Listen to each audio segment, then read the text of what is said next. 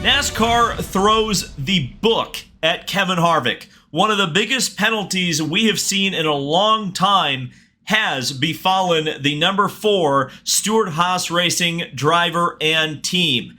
And because of that, the conspiracy theorists are out in numbers that I have not seen in a very long time. But why? Why is that? Well, it's because, of course, that Kevin Harvick and his team have spoken out greatly against NASCAR and the Next Gen car after Kevin Harvick's scary fire incident earlier on this year, in which not only we saw a fire that NASCAR has had a problem with throughout the year, particularly later on in the season, car catching on fire, remaining on fire, fire getting into the cockpit, but also the slow response time for a yellow flag to come out. Now, Harvick has been one of the most vocal drivers talking about the problems and safety concerns with the Next Gen car. But the other one, Denny Hamlin, seemed to backpedal on his comments right before the Talladega race. And now we have this penalty. So we'll be talking about that and whether or not NASCAR targeted Kevin Harvick in this video. But we'll also be talking about Kyle Busch and the potential stall out of an Indy 500 ride for him. He had a team lined up, but that team has now said, we may be looking in a different direction. And I'm going to explain why that is a major fumble for IndyCar if Kyle Busch is not in the Indianapolis 500 next year, or at least on the entry list. But let's talk about this penalty that has come down for Kevin Harvick and crew chief Rodney Childers at Stewart-Haas Racing. This is what NASCAR tweeted out, that they have issued a deduction of 100 owner points, 100 driver points to the number 4 Stewart-Haas Racing team for modifying a single source supplied part.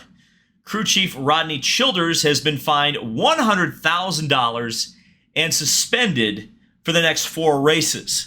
Now, NASCAR wasn't the only one making noise on social media about this, though.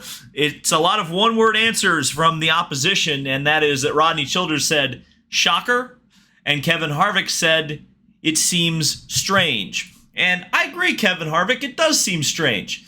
So let's lay the conspiracy theory out, I guess, first, is that Kevin Harvick has a big crash and fire. NASCAR has had some problems with the Gen 7 Next Gen car, whatever you want to call it. We've known about this for literally a year. I remember doing a video in June of last year talking about the dummy dilemma, the crash test dummies, and everybody was talking about impacts and all that stuff. The fact of the matter is that there are 3 drivers out with injuries for the Charlotte Roval race, those being Cody Ware, Kurt Busch, and Alex Bowman. This is the first time this has happened, apparently, in the 21st century for NASCAR. So, if there is a safety concern, the facts, the data would show this. Kevin Harvick was one of the most vocal drivers about these safety concerns. The other one is Denny Hamlin. And conspicuously, Denny Hamlin, right before the Talladega race, spoke to the media. Well, first he spoke to the media and said, we need new leadership. And then he had a meeting with Steve Phelps. And then after the Steve Phelps meeting, he was like, you know what? Steve Phelps is great, and he's not who I was talking about, and we're going to get this thing done, and we don't need to be talking about ticky-tack things like driver safety. I think some people thought he was being sarcastic, but at the end of the day, it sounded like he said what NASCAR wanted him to say. Kevin Harvick, on the other hand, made no such effort to backpedal whatsoever, sarcastic or not. And then we get to Talladega. The race is run. Kevin Harvick wasn't exactly a factor throughout the race. I would know. I was there. But his car was chosen for post-race inspection. The other car that was chosen was Martin Truex Jr. He passed. Kevin Harvick did not. And not only did he not pass, he has been leveled with an incredible fine. Stewart-Haas Racing, docked points. Kevin Harvick, docked points. Rodney Childers fined and thrown out for 4 races. And yeah, from a complete outsider perspective, or if you're just looking at this season as context, it's a bad look. There's no doubt about it. You randomly selected one of the teams and one of the drivers who has been extremely vocal and extremely critical of you, the sanctioning body, NASCAR, and you found something to throw them out for. Now, Rodney Childers has actually even been on record as saying, hey, we could fix these problems with the next gen car if we were just allowed to. Remember, there's no such thing in this particular statement from NASCAR that they modified a performance enhancing part. It just says that they modified a single source part. There's a chance that this was a safety modification, though I don't think it's a huge chance, because I think it's important as well to say that Stewart-Haas Racing and the 4 team are not exactly innocent when it comes to performance enhancing parts.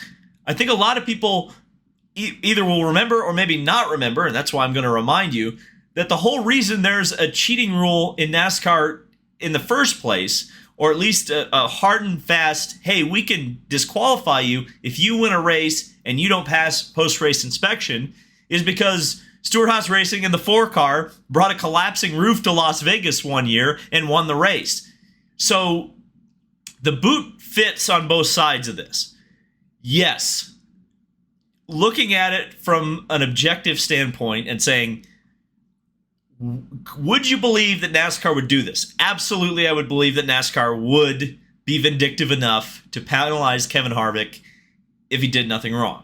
Or even if they just went out of their way to find something to throw the book at Kevin Harvick for speaking out.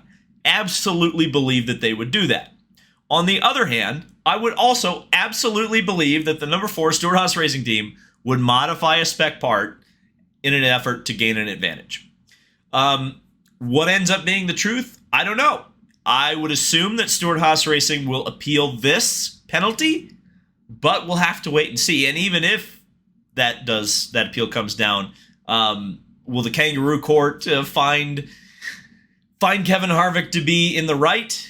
And what does this mean for drivers speaking out? It seems like Denny Hamlin had a bit of a come-to-Jesus moment with NASCAR, and now it appears that maybe Kevin Harvick is having his come-to-Jesus moment with NASCAR, though NASCAR has decided to rule with an iron fist when we're talking about Kevin Harvick, or perhaps Kevin Harvick was unwilling to go to a meeting. I don't know.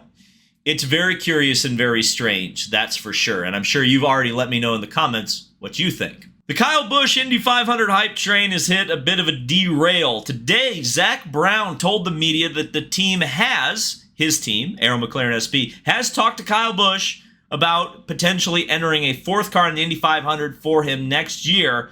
But he also told the media that they're looking at going in a different direction, meaning a more experienced driver for their 4th Indy 500 entry in 2023. Previously, the team has used Juan Pablo Montoya, and Racer Magazine has stated that potentially Tony Kanaan is the driver they've got their eyes on.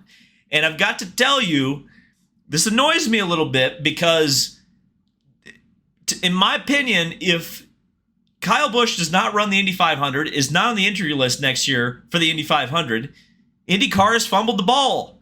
I don't know how you don't take a slam dunk. Like, Kobe has thrown you the slam dunk, and you've got to be Shaq, and you have just got to alley-oop that SOB and put it in the rim. You're a 7-foot tall big man in the paint, and you slammed the ball down, and it bounced off the rim and flew into the 20th row of the grandstands. Like, if that's what that's what I feel like if Kyle Busch does not run the Indy 500 next year, because essentially there's no excuse for him not to. And if Arrow McLaren SP won't do it, Team Penske absolutely should. And it's not like they haven't, and I understand why some of their reasoning would be to not run a 4th car, because they haven't exactly been super, super competitive at the Indy 500.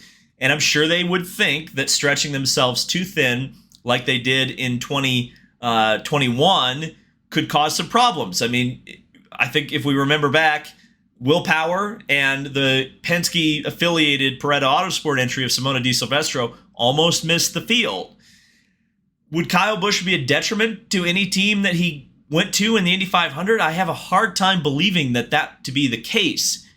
And if you are Roger Penske, there is no better promotional tool available right now than bringing in Kyle Busch for his first Indy 500 ride. even if you have to do it as a Team Penske entry, because ultimately, maybe Team Penske won't be as fast. Maybe they will. I don't know. They almost didn't qualify in 2021, and then Simon Pagenaud finished third. I think they were more competitive in 2021, at least in the race, than they were in 2022. Just my opinion. So I don't know if that necessarily holds weight or not. I just feel like for the good of the sport, they have to find a way to make this happen. Because because yes, the Indy 500 is huge. Yes, the Indy 500 gets the biggest CV rating of the year. Yes, the Indy 500 totally funds the entire rest of the series. It's great, but it could be bigger. How do you make it bigger? You need new eyeballs on the product. Maybe the product isn't good enough right now for more eyeball. I have no idea. I don't know why you would say, let's not put Kyle Busch in the Indy 500. I have made the criticism, I made it this week, is that the Indy 500, in a lot of ways, up until the final pit sequence, is just 30 laps running in a parade and saving fuel, and then you have the 2 laps where everybody's coming out of the pits, and that's where they actually race. Like, yeah, that's not necessarily a good, compelling TV product. So if you did bring in a Kyle Busch, maybe NASCAR fans would watch that and go, that's not exciting. But by the same token, man, Kyle Busch isn't getting any younger. And the opportunities for him to do the Indy 500 with the blessing of his team owner are slimming and slimming down. So I think you got to take the shot when you got the opportunity. And if it doesn't end up working out that Kyle Busch does any kind of Indy 500 run next year, I think it's going to be just a gigantic swing and a miss, in my opinion. Because I think there's a lot on the table for I would assume this is a relatively, like when we're talking about the broad sweeping budget of the Indy 500, to make it happen would be a fairly small investment, all things considered. I don't know. I'm just a guy sitting in an office chair. I don't know the finances totally, but I would think that Kyle Busch would have enough of an impact on the Indy 500 to make financial sense to try to make it happen. I don't know. We're still, 7-8 months away from the Indy 500, so things can still change, and I'm going to hold out hope that at least one big name will jump on that entry list before we get to May. So, what do you think of Rodney Childers getting suspended and all the penalties for Kevin Harvick, and what do you think about Kyle Busch potentially running the Indy 500? Do you think the chances have gotten significantly worse? Because I do. Thank you guys so much for watching. Subscribe for more motorsport content, and I will see you in the next video.